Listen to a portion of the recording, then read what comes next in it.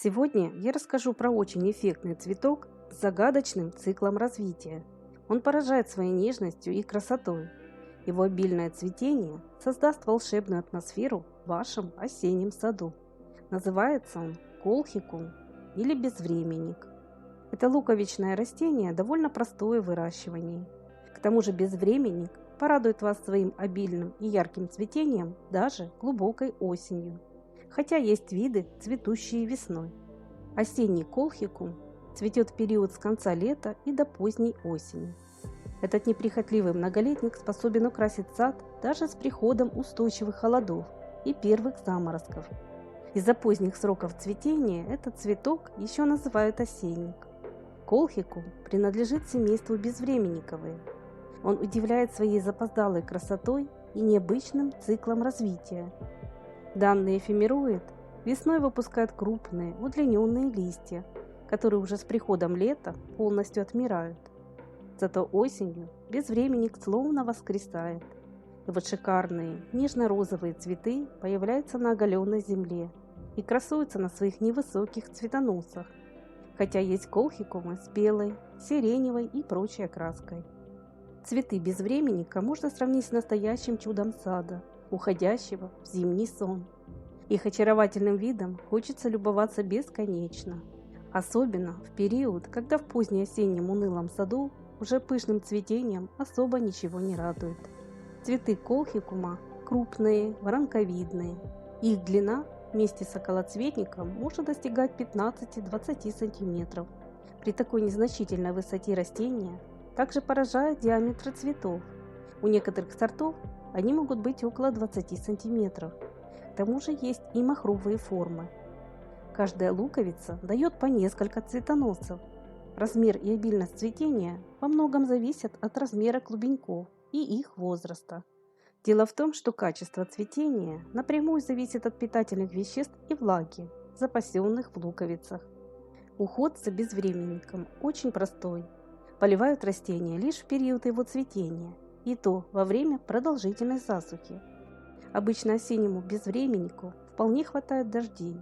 К тому же этот луковичный цветок не любит переувлажнения почвы. Безвременник также выращивают в горшках. Контейнерами с этим цветком можно украсить самые разные места – придомовую зону, балкон или террасу. На дно горшка укладывают слой дренажа. Грунт для колхикума подойдет рыхлый и питательный, но без застоя влаги.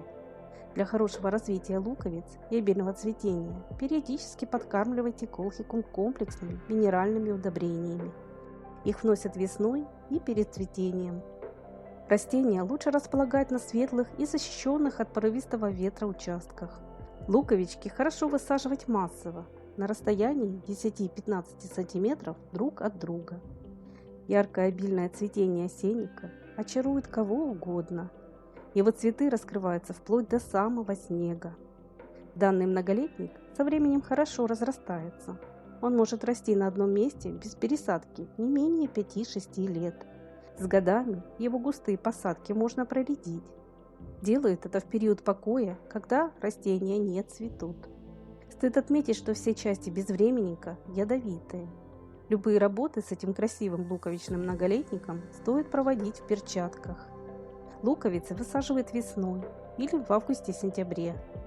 Колхикум хорошо растет на легких и даже каменистых грунтах. Этот очаровательный цветок красиво украсит альпийские горки, садовые дорожки и передний план цветников, а также приподнятые клумбы. Безвременник просто шикарно смотрится посаженный большими группами.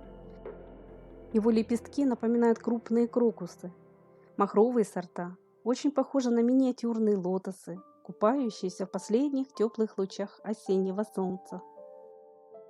Колхикум – это выносливое и зимостойкое растение, которое отлично зимует на территории с умеренным климатом. Его активно выращивают в Европе, в садах Беларуси и Украины, а также в Западной и Южной России. В более холодных садах место посадки перед зимой укрывает слоем листвы.